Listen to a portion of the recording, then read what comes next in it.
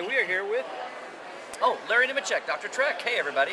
Who is Dr. Trek? Who is Dr. Trek? Well, it's a guy that had way too many interests when he was a kid, but thanks to his 9th grade science teacher, he was shamed into watching Star Trek and has kind of lived in that world ever since, along with getting a theater degree and a journalism degree and a lot of work along the way.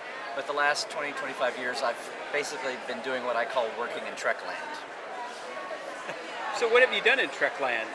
So I did a lot of fan publishing myself that got used by the Next Generation staff. I'm this original series rerun baby.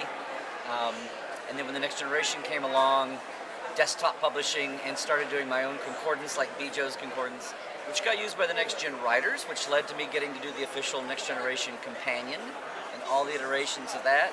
Eventually moving to LA and working in all kinds of licensed projects like the Experience in Vegas, editing the Next Generation, the Star Trek Communicator for the official fan club for 8 years, the magazine, and working with the Fact Files worldwide, and all kinds of projects, and bringing this mix. And I realized later, journalism and being a fan and having a theater production background was a perfect mix to deal with Star Trek. Because all the years that I would see the same old interviews with actors and go, A, I've heard this before, B, what about the people who really make the shows? Love the actors, see them at conventions, but I want to know the writers, the producers, the makeup, the props, the visual effects, what are they doing? Or you want to know more about the actors other than the press release. Well, and right.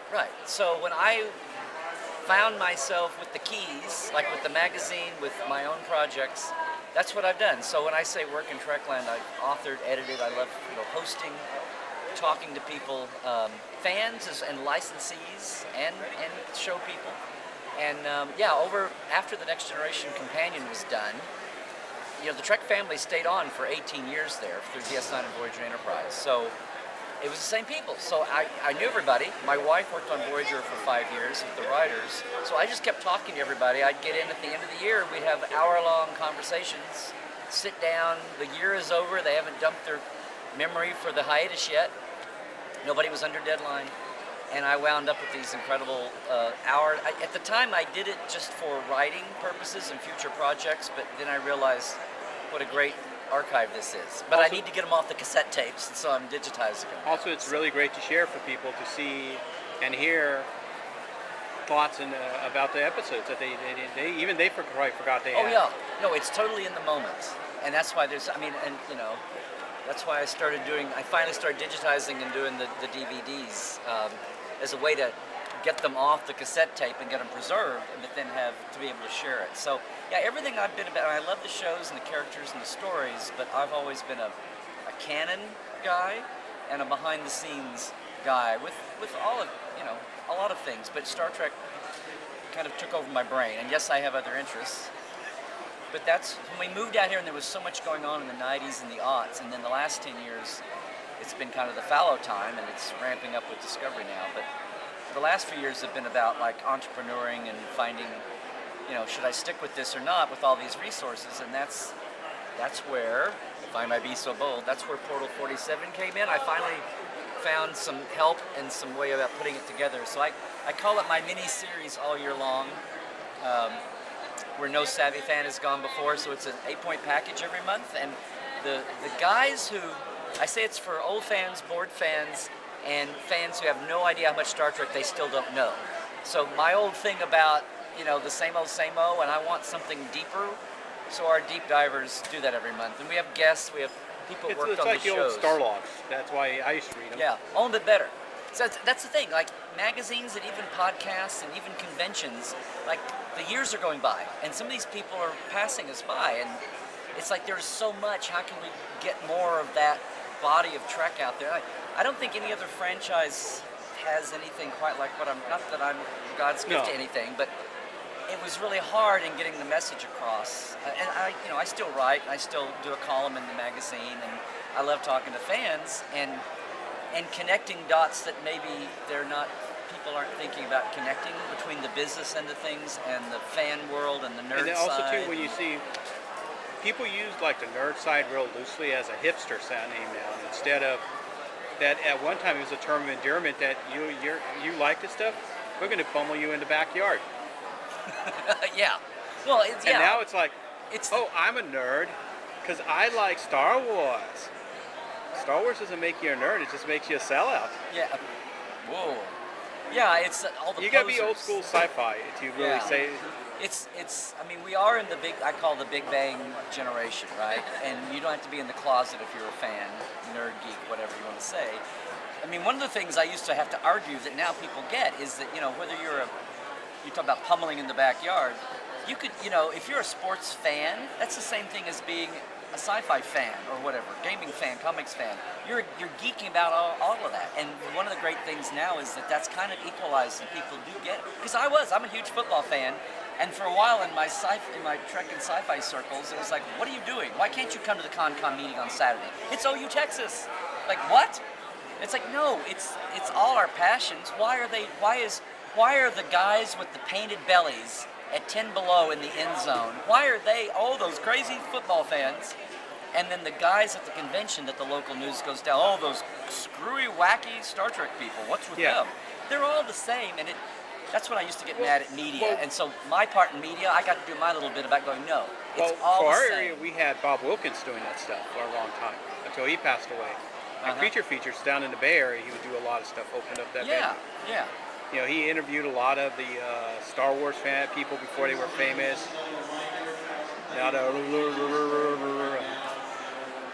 Well, that's what, like, on Portal 47, I mean, I've tried to interview them anyway and just get them, and my documentary, The Con of Wrath, is about a real life thing, and we're wrapping it up after being kind of laid back about it for 6 years, but now Portal and everything else I do is trying to do more faster. It's, the stunt people, the assistants, the stand-ins, the assistant crew people, the designers, all those people that made the choices, much less the writers and producers.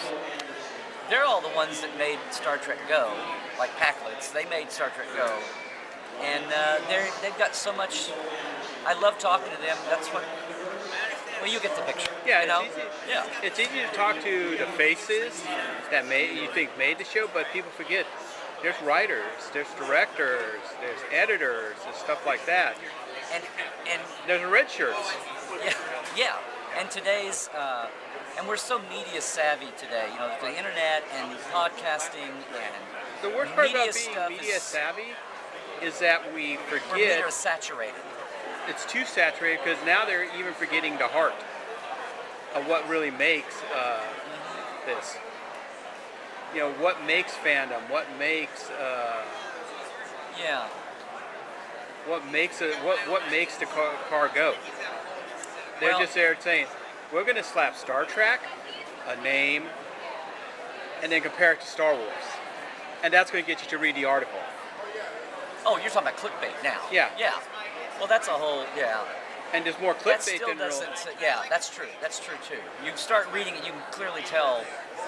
If you couldn't resist the clickbait temptation, you get into it and you can clearly see it's just somebody writing something by the numbers. Yeah. Right. They're not really writing it from the heart. And they're not writing it for you. They're not writing it for them. They're just writing it to placate an editor.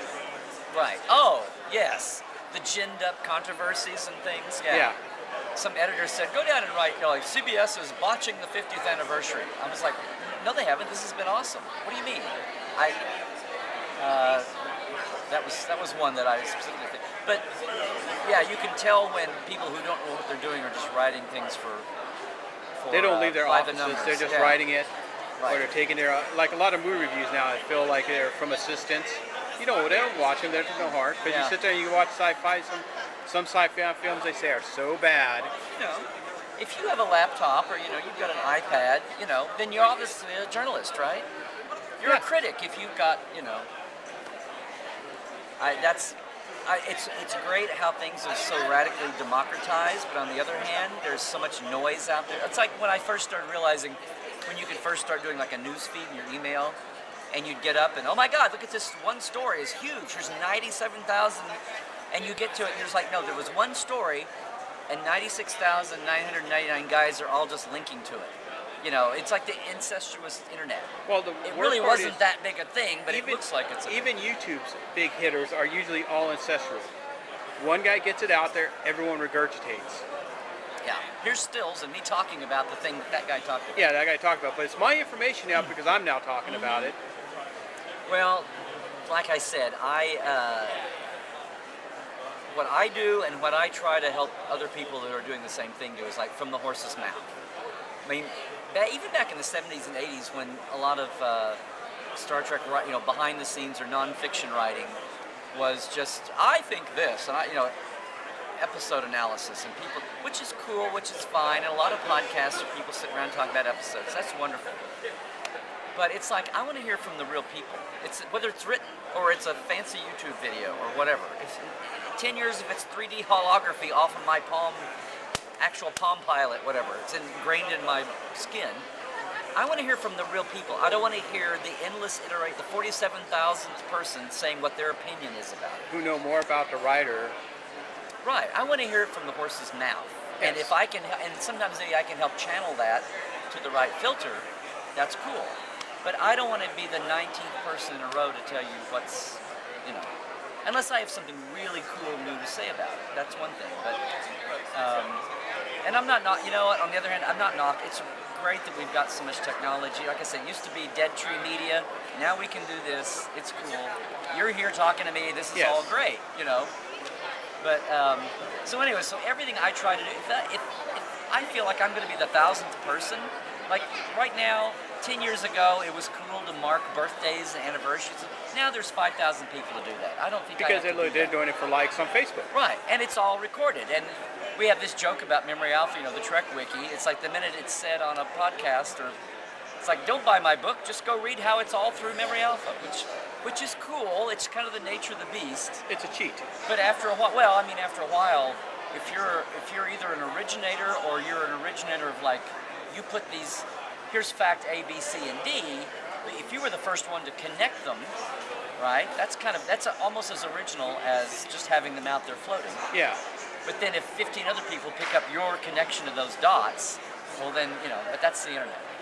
But that's kind of what I like to do with all my projects is record and preserve and archive, and then also connect the dots in a new way. Maybe that people are, and as we've had so many newer fans and younger fans, I don't know if I'm talking to you or talking to your lens, so I'm going back and forth. Okay. Because the lens is the one listening. I'm just the one asking questions.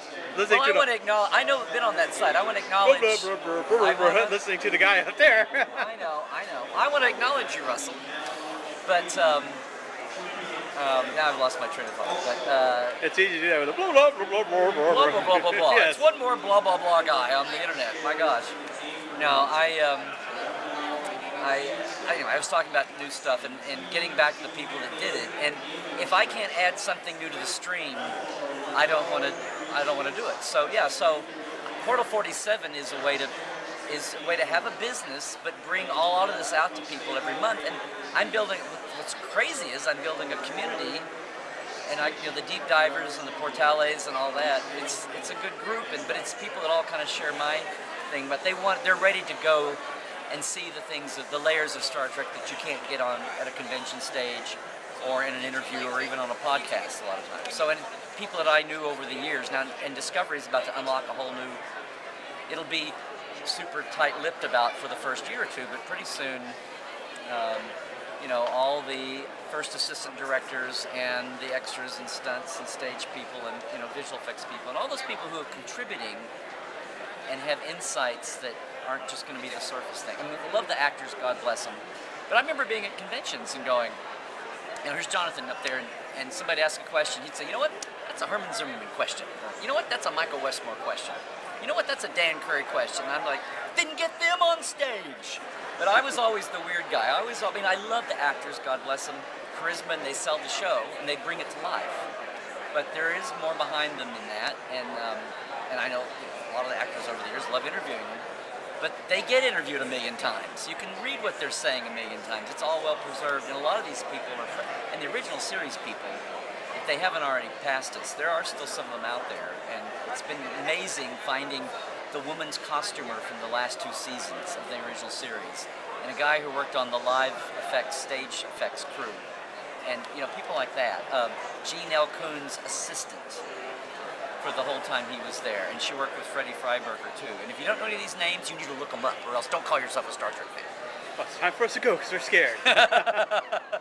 But no, I mean, seriously, so I just, like I said, I try to, you know, and it's been fun playing McCoy on Continues and all that, so that's been an honor, but preserving and archiving and then also maybe getting people to think about things in a different way. So that's, you know, and what's weird is I'm not like every other fan I know, but I think a lot of fans just don't know what they don't know. So hopefully they find that out. So thank you. Trekland Tuesdays Live is on Facebook, so it's a little 5-minute bit every week at 1 o'clock Pacific. So, or, you know, LarryNemecek.com. Thank you. Larry Nemecek's Trekland on Facebook and Larry Nemecek on Twitter. Find me out, man. Thanks, Russell. No problem.